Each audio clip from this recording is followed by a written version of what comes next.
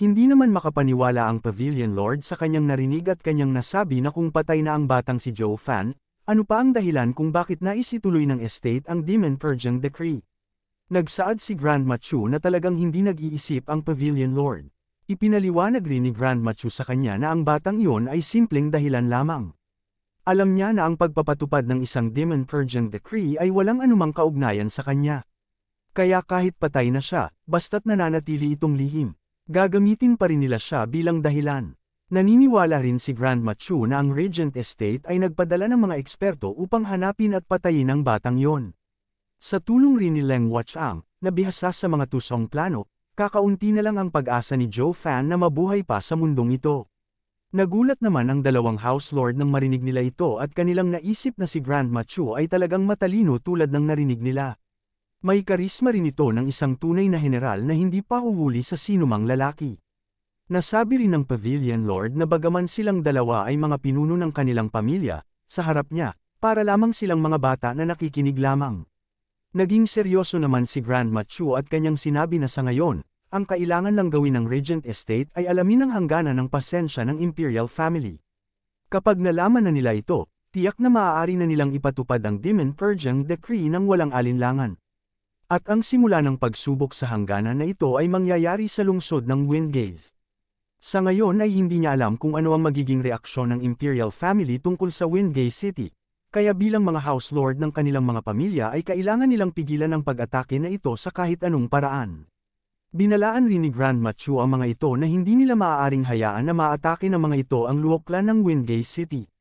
Agad rin na inutusan ni Grandma Chu ang dalawa niyang Tower Master na magpunta ang mga ito sa Estate Lord upang ipaalam sa kanya na silang tatlo ay aalis na dahil may importante silang bagay na dapat puntahan. Agad naman kinilala ito ng dalawa at sinunod rin nila ang utos na ito. Agad rin sinabihan ni Grandma Chu ang dalawang House Lord na kailangan nilang umalis ngayon patungo sa Windgaze City. Dagdag pa niya, sigurado siyang naghanda na ang tatlong pamilya papunta doon upang umatake. Kaya nasabi na lang niya sana ay makarating sila doon sa tamang oras. Ngunit bago pa man sila makaalis ay napatigil naman ang Pavilion Lord at kanyang natanong, kung tatlong bahay ang gagalaw ng sabay-sabay, hindi ba ito mapanganib sa kanilang lahat? Hindi naman ito sinagot ni Grandma Chu ngunit nagsaad din siya, hindi sila pwedeng maging perpekto sa ngayon sa bagay na ito. Nasabi rin niya, mas matalino si Leng Wachang kaysa karamihan pagdating sa mga plano na ito. Nagsaad din siya na hindi rin naman magtatagal ang pagtatago ng alyansa nila. Kaya bakit hindi na lang nila ito ipakita sa mundo, para hindi na nila kailangan pang itago ang alyansang ito. Agad rin na ginamit ni Grandma Chu ang kanyang enerhiya at sinabi niya na sa ngayon ay hayaan muna nila na makita ng mga ito nang malinaw ang tatlong pamilya nila bilang isa at hindi dapat minamaliit. Pagkatapos nito ay agad nang umalis si Grandma Chu. Namangha naman ang dalawang House Lord nang marinig nila ang mga sinabi ng babaeng ito. Nasabi rin ng Pavilion Lord na tunay ngang isa si Grandma Chu sa mga taong may matalinong pag-iisip pagdating sa mga bagay na ito. Nasabi rin niya na kahit silang dalawa ng Marquis Abode ay mga House Lord din, hindi pa rin sila kasing talino ni Grandma Chu upang maintindihan at makisali sa labanan ng mga isipan na ito. Sa kabilang banda, natuwa naman ang ating bida dahil sa wakas ay nakauwi na rin siya sa kanyang lungsod. Nasabi rin niya na ilang taon na rin ang nakalipas nang umalis siya sa lungsod na ito. Ngunit naging seryoso rin siya at sinuri niya ang paligid habang nagtataka siya kung ano na kaya ang kalagayan ng Lu Clan. Nagtaka rin siya kung namatay ba si Pang Tongling sa pagsasanay ng kanyang demonic martial arts. Naging seryoso naman si Elder Yan at muli niyang tinanong si Elder Li kung talaga bang hindi tinuloy ng Regent State ang pag-utos ng Demon Purging Decree. Nainis naman si Elder Li nang marinig niyang muli ang katanungang ito dahil ilang libong beses na itong tinanong ni Elder Yan sa kanya habang papunta sila rito. Kaya agad niyang pinagalitan ito at tinanong rin niya ito kung may problema ba siya sa utak. Nasabi rin niya na huling beses na niya itong sasagutin at sinabi niyang walang balak na ituloy ng Regent State ang utos na ito bago pa man siya makaalis sa kanilang pamilya. Binalaan rin niya si Elder Yan na kapag tinanong pa muli ito sa kanya mamaya ay siya na mismo ang wawasak sa bibig nito kapag hindi pa siya tumahimik. Naging seryoso naman si Joe Fan dahil talagang malaking bagay ang nalaman niyang impormasyon kay Elder Li. Alam rin niyang hindi nagsisinungaling ang Elder nang sabihin niya ito kaya hindi na sila ngayon natatakot sa kanila. Nasabi rin ng ating bida na talagang nais lamang ni Elder na makakuha ng mataas na cultivation method at wala itong pakialam sa politika sa gitna ng 7 pamilya. Pinakalma rin ni Joe Fan si Elder Yan sa kanyang pag-aalala at kanyang sinabi na kahit ituloy pa ng 7 pamilya ang Demon Purging Decree ay hindi naman ito agad matutupad. Kaya sa ngayon ay tiyak na may sapat pa silang oras upang makapaghanda sa pag-atake ng mga ito. Ngunit bigla namang natigil si Joe Fan at Elder Lee sa kanilang pagsasalita nang may maramdaman sila mula sa lungsod. Nasabi rin ng ating bida na may naramdaman siyang malalakas na aura mula sa loob ng lungsod. Kaya napatanong na lang si Joe Fan kung talaga bang pinagpatuloy talaga ng 7 pamilya ang paglabas ng Demon Purging Decree. Ngunit nagtataka pa rin siya dahil napakabilis naman ang mga pangyayari na ito. Alam rin niya na kaya niyang protektahan ang kanilang mga sarili ngunit hindi niya alam kung kakayanin ng Lu Clan kung aatake man ang mga tauhan na ito. Kaya agad na lang na inutusan ni Joe Fan si Elder Lee na suriin ito ang buong paligid gamit ang kanyang discerning field. Agad naman na ginawa ito ni Elder Lee at sinuri rin niya ang buong lungsod. Agad naman na ginamit ni Joe Fan ang pagkakataon na ito upang itago ang kanyang presensya sa loob ng discerning field ni Elder Lee. Naramdaman rin ni Elder Lee ang matinding murderous intent ng ating bida dahil dito kaya naisip na lang niya na talagang psychopath ang batang ito. Namangha rin siya dahil tinatago ni Joe Fan ang kanyang soul presence sa kanyang aura. Kaya kahit na magkaroon man ng laban ay tiyak na kayang mapatay ni Joe Fan ang mga kalaban dahil hindi nararamdaman ng mga ito ang kanyang presensya. Nagpatuloy rin ang dalawa sa kanilang ginagawa upang makita nila ang mga lokasyon at lakas ng mga kalaban. Nagsaad din si Elder Lee na 3 Radiant Stage Expert ang nakita niya na nasa loob ng lungsod. Nagsaad naman si Joe Fan na may 2 kalaban rin na nasa antas ng Heavenly Realm at ang mga ito ay nasa ika-4 na yugto. Nasabi rin niya na may mga Heavenly Realm na tauhan rin na kasama ang mga ito. Ngunit bigla namang nagulat ang ating bida nang maramdaman niya ang 2 pamilyar na aura na siyang kasama ng mga kalaban nila. Kaya natuwa na lang siya dahil inaasahan na niya ito. Nasabi rin niya na sa simula pa lang ay hindi na mapagkakatiwalaan ang mag-ama na ito. Ngunit ngayon ay mayroon na siyang sapat na dahilan upang mapatay ang mga ito. Sinuri rin ni Joe Fan ang Lu Clan gamit ang discerning field ni Elder Lee. Kaya nasabi na lang niya na mukhang maayos lang naman ang Lu Clan. Samantala, halos hindi naman makapaniwala si Elder Lee nang makita niya ang barrier na siyang nagpoprotekta sa Luo Clan. Nasabi rin niya na ang Luo Clan ay tunay na kahanga-hanga dahil mayroon nitong isang array ng depensa na napakalakas na kahit siya ay hindi pa nakakakita ng ganito sa buong buhay niya.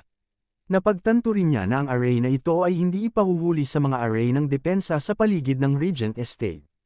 Ang malala pa ay kahit na mga eksperto sa Radiant Stage ay mahihirapan na basagin ang mga ito.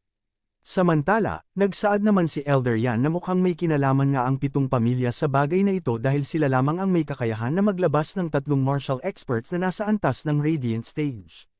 Ngumiti naman ang ating bida at kanyang sinabi na hindi kailangan ni Elder Yan na matakot sa ngayon dahil walang kinalaman ang bagay na ito sa Demon Purging Decree.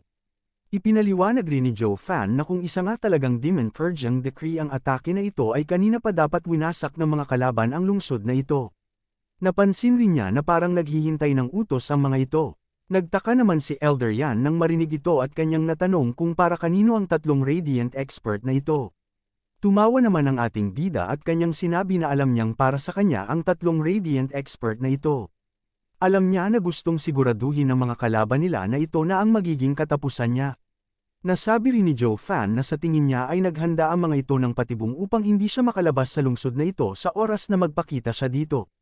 Kaya nasabi na lang niya na sa oras na umapak siya sa lungsod na ito ay agad na aatake ang mga kumag na ito sa kanya upang patayin siya. Natakot naman si Elder Yan nang marinig niya ang sinabi ng ating bida. Tumawa naman si Joe Fan at kanyang nasabi na ang hindi lamang alam ng mga ito ay may kasama rin siyang Radiant Stage na kasama.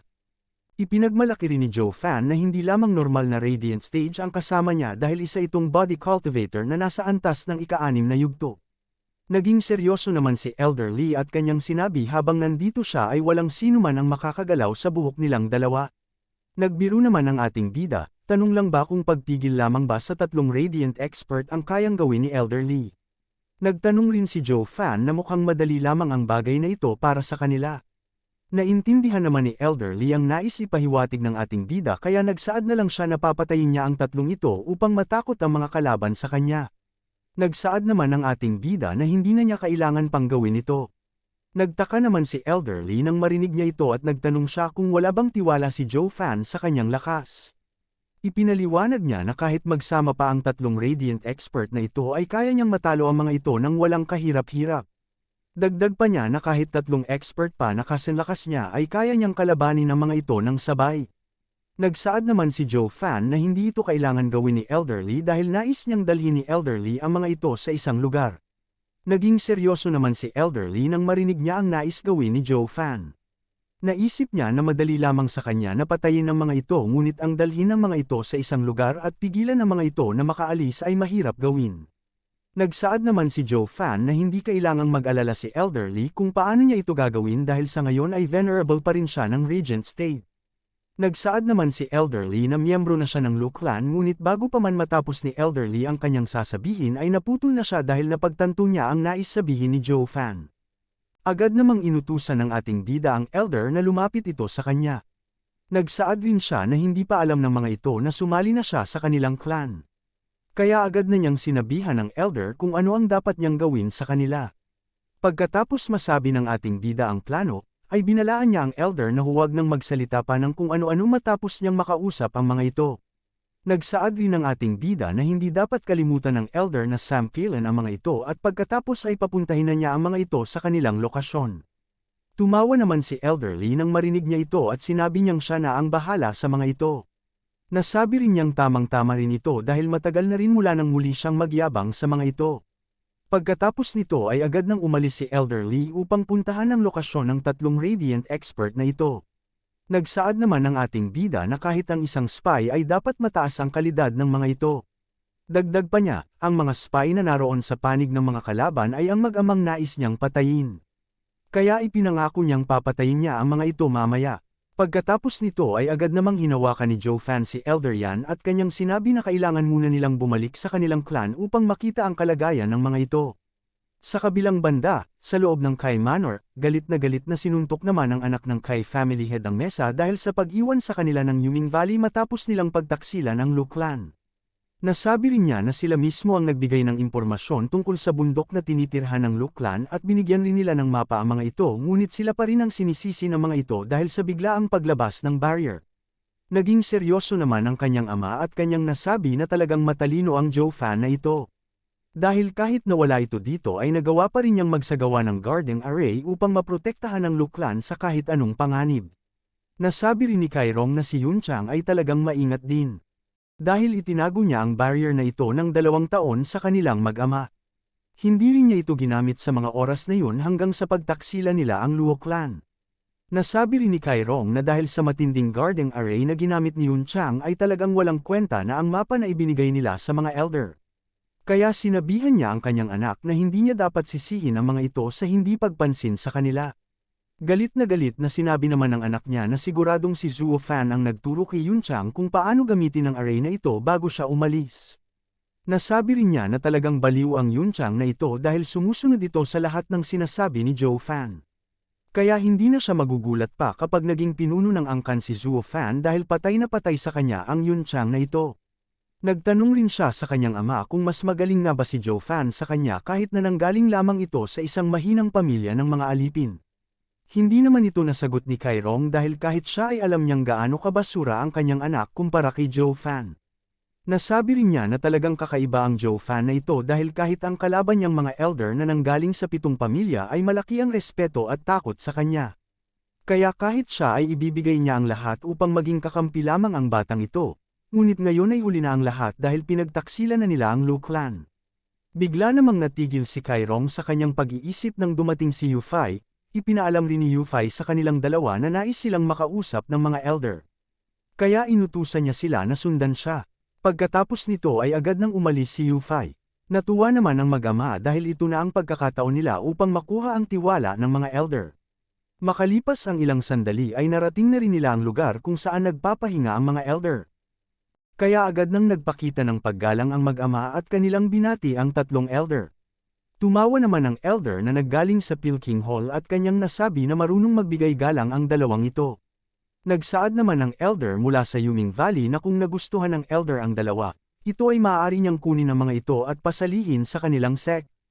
Natawa naman ang elder at sinabi niya na alam niyang nandito ang 2 ito upang sumali sa Yuming Valley kaya hindi na niya ito kukunin sa kanila.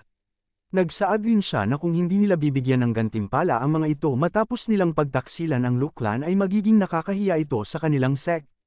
Natakot naman si Kairong dahil hindi niya inakala na hindi lamang pala elder ng Yuming Valley ang nandito sa loob. Nagsaad naman ang elder ng Peking Hall na kahit hindi malaki ang pamilya ng Kai family ay kailangan pa rin nilang bigyan ng gantimpala ang mga ito dahil sa kanilang ginawa na pagtataksil sa Luklan, kaya inutusan niya ang Yuming Valley elder na kailangan nilang bigyan ng pagkakataon ang dalawang ito. Nasabi rin niya na magiging magandang aso ang dalawang ito dahil sa kanilang katapatan. Nagalit naman ang elder mula sa Mary Woods at tinanong niya ang elder ng Yuming Valley kung ano pa ang dahilan ng pag-aksaya nila ng kanilang oras sa dalawang ito. Nasabi rin niya na kailangan ng tanungin ng elder kung ano ang kailangan nilang itanong sa dalawa upang makapaghanda na sila sa pagsalakay. Nasabi rin niya na malapit nang dumating ang order mula sa main house kaya hindi na dapat pa silang mag-aksaya ng oras. Nagtaka naman ang elder ng Yuming Valley sa naging reaksyon ng kapwa niya elder at tinanong niya ito kung bakit sobra siyang nag-aalala kahit na maliit lang naman ang kasalanan ni Joe Fan na ito sa Mary Woods. Nasabi rin ng elder na maaaring patay na rin si Joe Fan sa mga oras na ito kaya mukhang hindi na rin nila kailangan pang gumalaw. Sa kabilang banda, nagtaka naman si Kai Kung kung ano ang nangyayari sa lugar na ito. Hindi rin siya makapaniwala na 3 sa 7 pamilya ay nandito mismo sa kanilang lungsod. Kaya nagtaka siya kung ano kaya ang dahilan ng pagpunta ng dalawang pamilya na ito dito. Naisip rin niya na ang galit ng Yuming Valley sa Luklan ay kay lamang niyang soulless yunan ng impormasyon tungkol sa Luklan. Ngunit, ang hindi niya alam ay kung ano ang maaari niyang gawin sa dalawang pamilya na ito. Natatakot rin siya dahil maaaring sila ang pagbalingan ng galit ng mga ito kapag nawasak na ng Luklan.